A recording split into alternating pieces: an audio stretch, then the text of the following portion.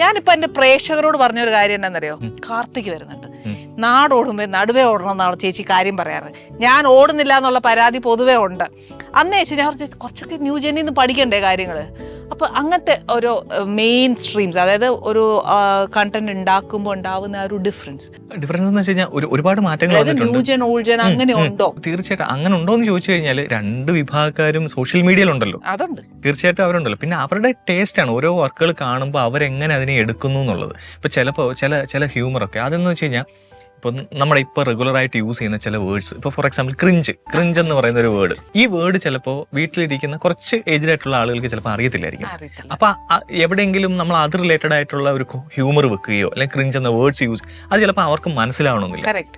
അപ്പൊ അതിന്റെ വ്യത്യാസങ്ങളെ വലുതായിട്ട് വരാറുള്ളൂ. ഈ വ്യത്യാസത്തിന്റെ കാര്യം പറയുമ്പോൾ ചിലപ്പോൾ തൂക്കി, അവൻ ഇതെന്ന് വെച്ചാൽ അവൻ സീൻ തൂക്കി എന്നൊക്കെ നമ്മൾ പറയത്തില്ലേ.